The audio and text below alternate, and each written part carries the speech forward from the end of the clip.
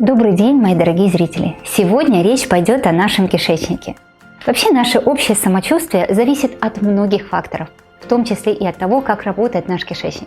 Застойные процессы в кишечнике, хронические запоры и нарушение микрофлоры приводят не только к интоксикации организма, но и к более существенным проблемам с нашим здоровьем. Поэтому о своем кишечнике нужно всегда помнить и, конечно, о нем заботиться. Сегодня в рубрике «Здоровый образ жизни» я расскажу об очень интересных фактах про кишечник и про 12 вредных привычек, которые приводят к проблемам функционирования такого важного органа, как кишечник. Так что досматривайте это видео до конца, оно будет точно полезным и, конечно, интересным. Кстати, подписывайтесь на канал, жмите на колокольчик, чтобы не пропускать новые и интересные видео. К кишечнику мы зачастую относимся довольно потребительски. А ведь здоровый кишечник – это наша красота, это наша молодость, крепкий иммунитет, энергия. Мы привыкли к понятию, что наш желудок все переваривает. А зачем тогда нам нужен кишечник? Поджелудочная, желчный – они-то что делают? Вообще наша пищеварительная система поэтому так и называется, так как все органы в ней участвуют в самом пищеварении. Верхняя часть над кишечником создает вещества для переваривания – ферменты, кислоту, желчь. И дальше еда движется по конвейеру, которым является наш кишечник. И пока она движется, все хорошо. Мы что-то получаем, отдаем. В этом движении сам смысл жизни кишечника. В нем огромное количество мышц, он сокращается постоянно, и содержимое проходит по нему. А координацией этой работы занимаются наши нервы. Они реагируют и воспринимают информацию внутри и дают указания, кому и когда подключаться к той или иной работе. И кишечник выполняет огромную работу, она непростая. Где-то что-то сокращается, где-то что-то расслабляется, постоянно идет процесс. И количество нервов в кишечнике практически соответствует количеству нервов в нашем головном мозге. Исследования Колумбийского университета показали, что кишечник – это автономный орган, и живет он по своей программе. Даже если отказывает работать головной мозг, кишечник продолжает работу. Еще интересный факт. В кишечнике вырабатывается 95% серотонина, а это гормон счастья, который нам так необходим. И по сути еда является тоже серьезным источником удовольствия. А еще 80% работы нашей иммунной системы осуществляется именно в кишечнике.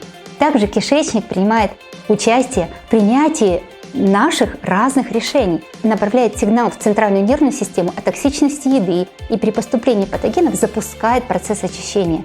Вырабатывает целый ряд гормонов, нейромедиаторов. Он влияет на наше настроение, играет важную роль в нашем эмоциональном состоянии. Кишечник по праву называют нашим вторым мозгом. Под слизистой нашего кишечника находится огромная нейронная сеть. Ее называют энтеральным мозгом. А вот, пожалуй, самое интересное, вы знаете, что кишечник не стареет.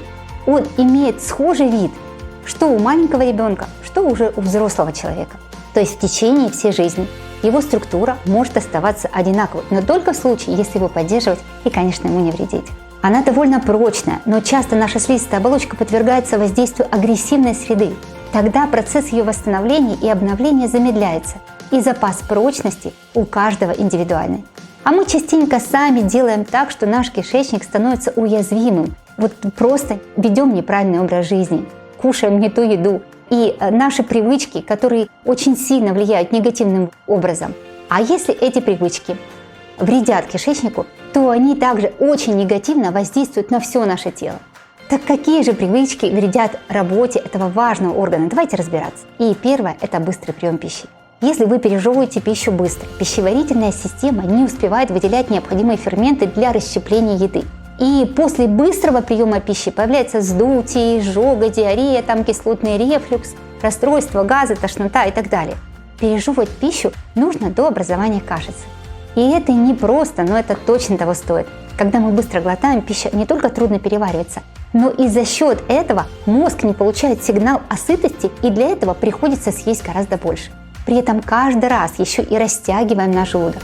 Мало того, недопереваренная пища еще и не может выйти из нашего тела своевременно. Эти недопереваренные остатки откладываются куда? В жирок и, конечно, каловые камни и многие другие неприятности внутри нас. А когда вы начинаете тщательно пережевывать, постепенно порции уменьшаются, и вы будете сыты даже от небольшого количества еды, и остатков никаких глобально откладываться не будет.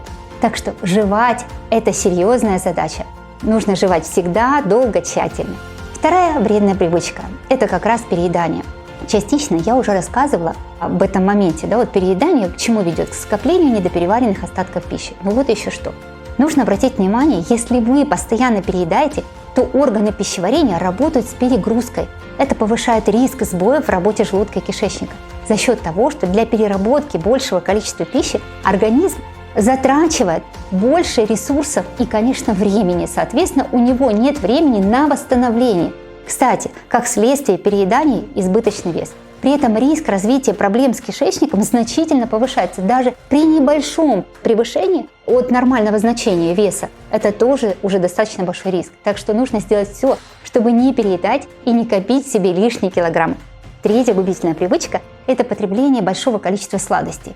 Сладости – все, что приготовлено с большим количеством сахара. Это наносит непоправимый вред кишечнику, так как сахар негативно влияет на наш микробиом. И в результате потребления большого количества сладкого может возникнуть хроническое воспаление, которое, как отмечают многие ученые и врачи, ослабит слизистую оболочку кишечника. Самый простой способ снизить содержание сахара в рационе – начать с небольших изменений. Например, вместо сегодня 2 печенюшек съесть 1. Или лучше всего заменить это печенье какими-то натуральными фруктами, сухофруктами, которые, кстати, будут питать еще и полезные бактерии в нашем кишечнике. Четвертая вредная привычка – есть много белковой пищи без овощей и зелени. Овощи и зелень содержат пищевые волокна, которые стимулируют рост полезных бактерий и укрепляют слизистую оболочку кишечника. И за счет содержания в них клетчатки помогают выводить в кишечник шлаки и токсины и обеспечивают регулярный стул. Особенно полезными считаются крестоцветные овощи, такие как брокколи, цветная капуста, конечно, вся зелень, батат, гарбуз. Из фруктов можно выделить хурму и чернослив. Да, кстати, у меня на канале есть отдельные ролики про хурму и про чернослив. Обязательно посмотрите, ссылочки над каждой картиночкой сверху. Пятая вредная привычка – это быстрые перекусы.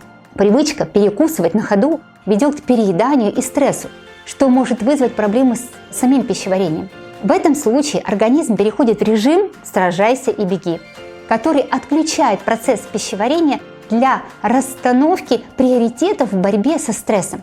В итоге пища дольше остается в кишечнике, а бактерии питают ее целый день, ферментируя ее и вызывают некий воспалительный стресс. Кроме этого, еда, которую вы съели до перекуса, не успевает полностью перевариться, и вы туда еще порцайку, и в итоге процесс пищеварения замедляется, пища некачественно переваривается. Это провоцирует гниение и газообразование. Шестая вредная привычка – неправильный состав и способ обработки пищи. В вашем рационе может оказаться слишком много жирной, соленой, жареной или копченой пищи, особенно приготовленной с добавлением трансжиров. Переизбыток углеводов, особенно простых, копченого, соленого мяса, рыбы, маринадов, консервантов, значительно повышает риск развития заболеваний пищеварительной системы и, в частности, ведет к синдрому раздраженного кишечника. И эта патология сопрягается с неприятной симптоматикой, то есть сюда же запоры, диарея, метеоризм, колит, и многое другое. Причем синдром раздраженного кишечника может сопровождаться общим недомоганием, да еще и болями в животе. Седьмая вредная привычка – злоупотребление алкоголя. Хроническое употребление алкоголя может вызвать серьезные проблемы со здоровьем нашего кишечника, включая дисбактериоз. Кроме того, из-за алкоголя увеличивается проницаемость кишечника, что позволяет инородным агентам и частично переваренной пище свободно проникать через стенку кишечника вовнутрь, то есть в нашу кровь. Вызывая, соответственно, иммунный ответ организма, этот ответ приводит к развитию воспалительного процесса в самом кишечнике. Восьмая вредная привычка – курение. Курение сигарет, табачный дым. Сам табачный дым состоит из 1000 химических веществ, 70 из которых могут вызывать рак. Курение наносит вред почти каждому нашему органу и повышает риск сердечных заболеваний. Тот же инсульт, инфаркт, рак легких. Эта привычка также считается одним из наиболее важных экологических факторов риска воспалительного заболевания кишечника, заболевания, характеризующего постоянным воспалением пищеварительного тракта. Кроме того, курильщики в 2 раза чаще болеют болезнью Крона, распространенный такой тип воспалительного характера заболевания кишечника по сравнению с теми людьми, кто не курит. Девятая вредная привычка – использование антибиотиков. Антибиотики – лекарства, используемые для лечения инфекций. Понятно, что во многих случаях без них не обойтись. Они направлены на уничтожение вредных бактерий. Однако они влияют как на плохие бактерии, так и на хорошие. Фактически, даже однократное лечение антибиотиков может привести к существенным изменениям в составе разнообразия кишечной флоры.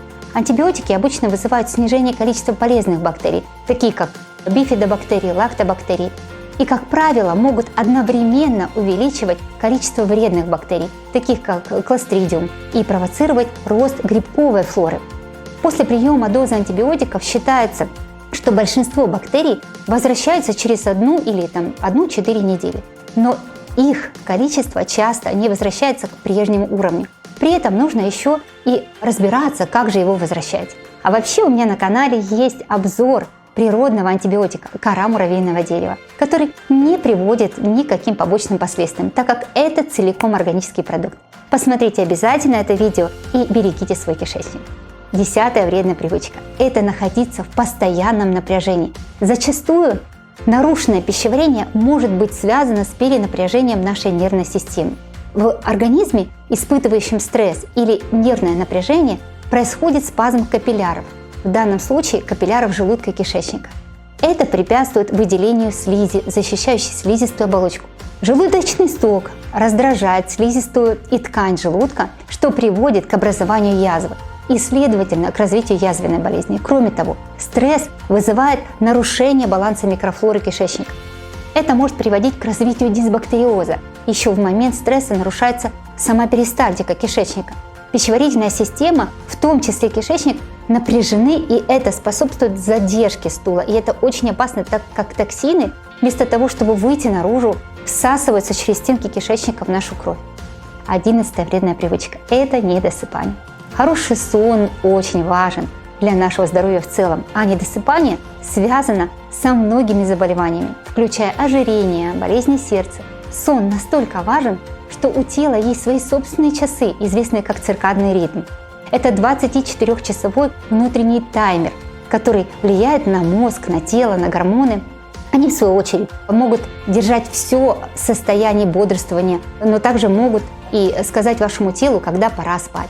Похоже, что кишечник также следует суточному циркадному ритму. Нарушение биологических часов из-за недостатка сна и смены работы может оказать вредное воздействие на наш кишечник и бактерии. Ну и 12-я вредная привычка – это отсутствие регулярной физической активности. Физическая активность – это любое движение нашего тела. И как раз она сжигает энергию.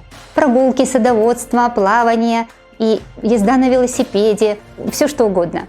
Она имеет ряд преимуществ для здоровья, включая потерю веса, снижение уровня стресса и снижение риска хронических заболеваний. Более того, недавние исследования показывают, что физическая активность также может изменять кишечный микробиом, улучшая здоровье кишечника. Когда мы занимаемся спортом, выделяется в большем количестве такое вещество, как бутиран, короткоцепочная жирная кислота, которая важна для общего состояния здоровья и наших бактерий. Благодарю вас за то, что уделили время на просмотр этого видео. Я ценю ваше внимание, так как оно вдохновляет на подготовку новых ценных материалов для вас. Если это видео вам понравилось, то, надеюсь, вы выделите еще пару секунд, чтобы поставить ему лайк. И очень жду ваше мнение в комментариях по поводу того, что вы делаете для здоровья вашего кишечника. До встречи в следующих видео на канале «Здоровый образ жизни».